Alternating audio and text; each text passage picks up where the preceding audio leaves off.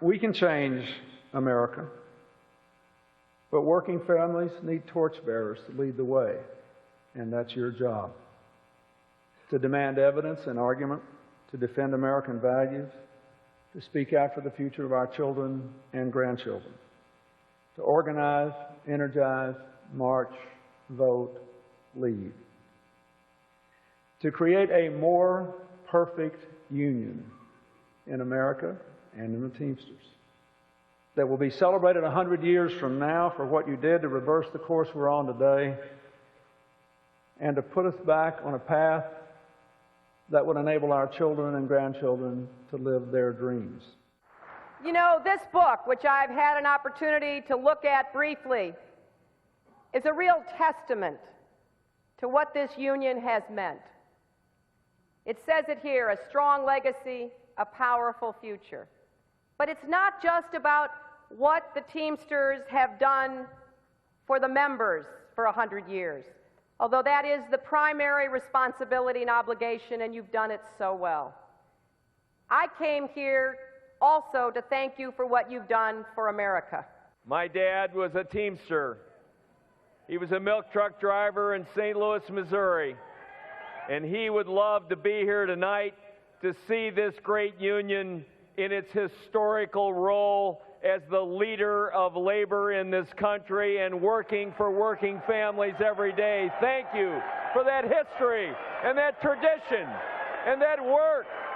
You didn't make it through depression and recessions, through good times and bad, by being quite quiet and supine in the face of challenge, in the face of injustice, in the face of those who are strong but wrong. Remember, most of your fellow Americans still want a country that works for them. Most know we can't be strong abroad unless we're strong at home.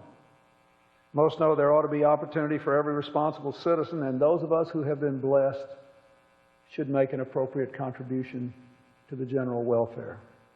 You go through this book and you see how the Teamsters were among the very first to break the gender barrier, organizing laundry workers who were women, making sure that women had equal pay for equal work, among the first to break the color barrier, organizing minorities, African Americans, making sure that if you worked hard, you got a decent day's pay.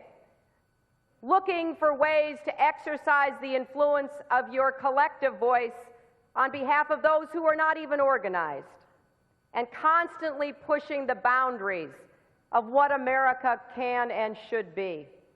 My dad used to say that we had food on the table, that we had a roof over our head because of the Teamsters Union that collectively bargained so that we could get fair wages for his hard work.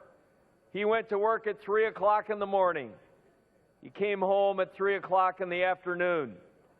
When he started his job, he drove a team of horses and took milk door to door in St. Louis.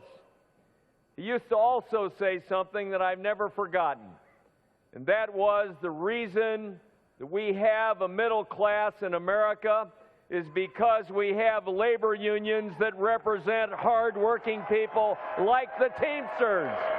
That's what's made America great. Teamsters were supporting the civil rights movement. Teamsters were supporting Dr. King. You know, many people associate that incredible day and that extraordinary I Have a Dream speech with the movement for voting rights and equal rights.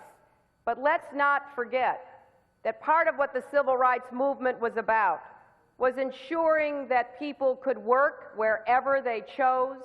They could have the same opportunities in life regardless of who their parents were, what their station of birth happened to have been.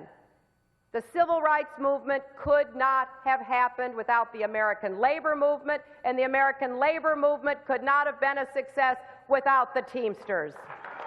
Oh, I know it's hard. Look at your history. It's always been hard.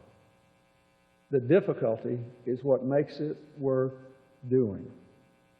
And you can do it. Bear down.